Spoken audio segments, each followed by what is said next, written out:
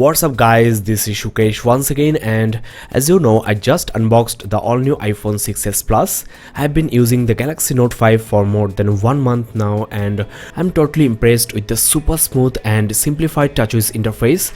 It's so responsive guys, apps and games open almost instantly, and I haven't experienced any type of stutter or lag whatsoever. Samsung phones are always blamed for their laggy feature-packed interfaces, but this time I think Samsung got it right. On the other hand, Apple iPhones are widely praised for their super fast interface even after years of usage, and there is a very fine tuning in between the hardware and the software, so the interface is as responsive as it can be. The third-party apps and games also find maximum compatibility with the hardware. So I really want to do a speed test in between these two flagships of the two market leaders. Let's see who offers you the smoothest user experience. I'll start with the fingerprint sensor over here, and on the new iPhone 6s and 6s Plus, Apple introduced a version 2 Touch ID sensor. Let's see how good is this compared to the Note 5s. Well, it's damn fast. So the iPhone 6s Plus is the sure winner. Now as an iPhone 6 user, I slightly dislike this new sensor because I cannot actually stop at the lock screen and check the notifications. I have to use a different finger or the power key. Note 5 takes some time, and I can just stop at the lock screen, and it's up to you which one you prefer. Of course, in this speed test, iPhone 6s Plus is the easy winner. Well, now on the interface, the swiping experience is buttery smooth on both the phones, but I feel that the iOS icons actually follow my finger better. Otherwise, the notification center or other aspects of the interface are actually just similar, no difference I can find at all. Now to make this comparison fair, I've done a factory reset on the Note 5 and installed only the benchmark app. Before I start the speed test, I want to mention the handling of these phones, which is just poor for the iPhone 6s Plus and not so bad for the Note 5. Thanks to the super thin bezel and the rounded edges at the back, it's also not as slippery as the anodized aluminum of the iPhone 6s Plus. Now there is a very disgusting fact I want to talk about. As there is almost no bezel on the phone, you have a very good chance of accidentally touching the display. The back edges are rounded, so to hold the phone securely, you need to actually rely on the front edges and eventually touch the screen. On the other hand, the iPhone 6s Plus is not usable with one hand, and the back is so slippery. Do buy at least a silicone case when you get the phone. Now let's go ahead with the speed test, and I'll do the boot test first. iPhones need longer press on the power key to get the power off option, but when you power off, it's almost instantaneous, as you can see. Now I will switch on these phones and check how much time these two phones take to be ready for you. Well, shorter boot time definitely doesn't mean a faster device, but when you need your phone badly or when you restart, a faster boot time is always welcome. Just like any other Android phone, the Note 5 is showing some animations, but you get only the Apple logo, and as you can see, the iPhone 6s Plus is ready. So once again, it's the easy winner. Note 5 is still booting, and now there you go. As you know, after restart, the fingerprint sensor on the iPhone doesn't work for the first time for your safety, so you need to remember the password as well. Now I'll run different type of system applications and check the response of the all new iPhone 6s Plus and the Samsung Galaxy Note 5. Well, first I'll try the dialer. Definitely the Note 5 was quicker. Now I want to talk about a trick Apple uses to make their interface seem fast. When you launch pre-opened apps, Apple actually loads a screenshot of the app, so it seems like almost instantaneous. The Android phone here, though reopens the suspended app, it takes a fraction of a time. As you can see, the keypad doesn't work unless it's fully loaded, so it's a very clever trick Apple uses.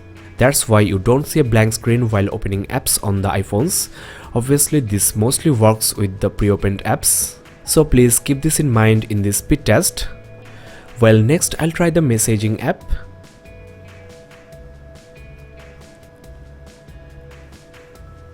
I think it was very close, almost a tie. The iPhone actually had to load the keyboard, so both were quite fast. In fact, on the iPhone, you are ready to type your first message.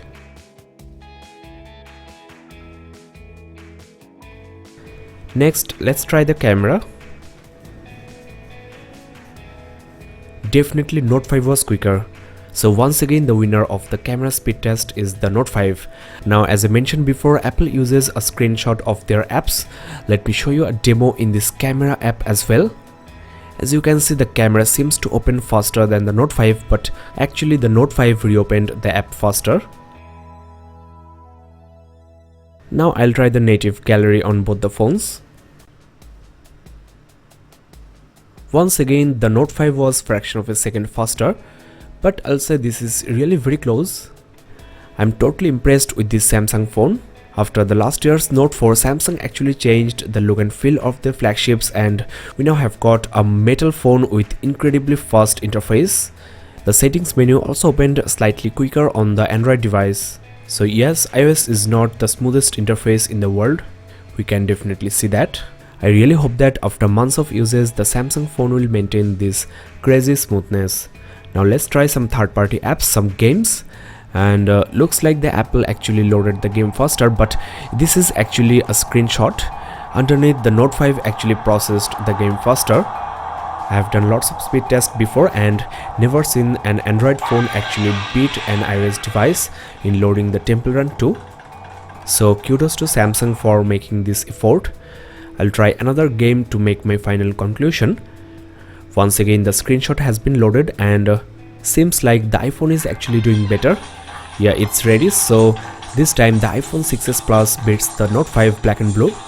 I've mentioned at the start of this video, this type of third-party apps are actually developed only keeping the iPhones in mind, whereas the Subway Surfer had to specifically adjust for this Note 5.